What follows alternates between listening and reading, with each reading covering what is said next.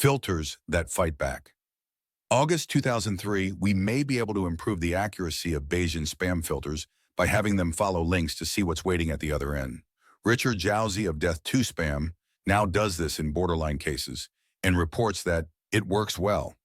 Why only do it in borderline cases? And why only do it once? As I mentioned in Will Filters Kill Spam, following all the URLs in a spam would have an amusing side effect. If popular email clients did this in order to filter spam, the spammer's servers would take a serious pounding. The more I think about this, the better an idea it seems. This isn't just amusing. It would be hard to imagine a more perfectly targeted counterattack on spammers. So I'd like to suggest an additional feature to those working on spam filters. A punish mode, which if turned on, would spider every URL in a suspected spam in times, where N could be set by the user.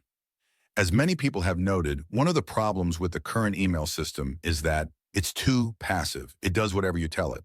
So far, all the suggestions for fixing the problem seem to involve new protocols. This one wouldn't. If widely used, auto-retrieving spam filters would make the email system rebound.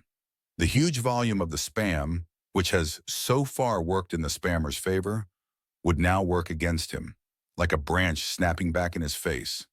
Auto-retrieving spam filters would drive the spammer's costs up and his sales down.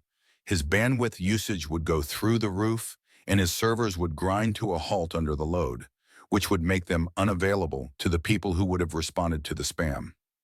Pump out 1 million emails an hour, get 1 million hits an hour on your servers. We would want to ensure that this is only done to suspected spams. As a rule, any URL sent to millions of people is likely to be a spam URL, so submitting every HTTP request in every email would work fine nearly all the time. But there are a few cases where this isn't true. The URLs at the bottom of mails sent from free email services like Yahoo Mail and Hotmail, for example. To protect such sites and to prevent abuse, auto-retrieval should be combined with blacklists of spamvertised sites. Only sites on a blacklist would get crawled, and sites would be blacklisted only after being inspected by humans. The lifetime of a spam must be several hours at least, so it should be easy to update such a list in time to interfere with a spam promoting a new site. High-volume auto-retrieval would only be practical for users on high-bandwidth connections, but there are enough of those to cause spammers serious trouble.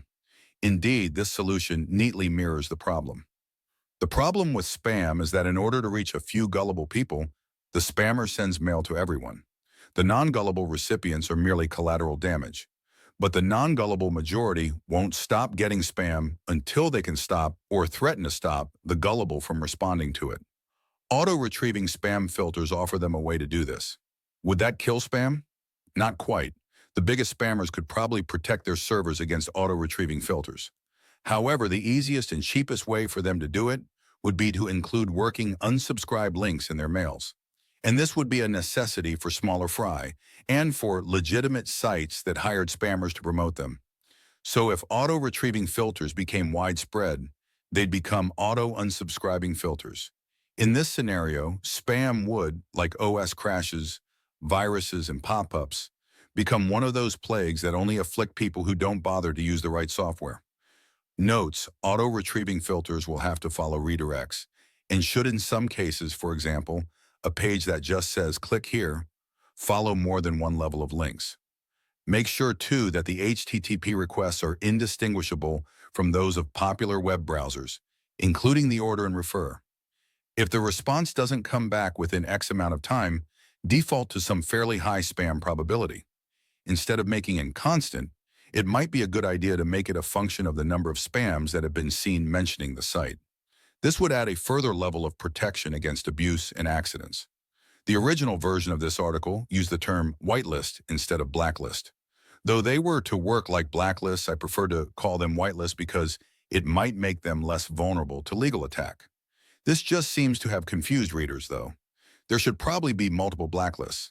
A single point of failure would be vulnerable both to attack and abuse. Thanks to Brian Burton, Bill Yerazunas, Dan Giffen, Eric Raymond, and Richard Jauzi for reading drafts of this.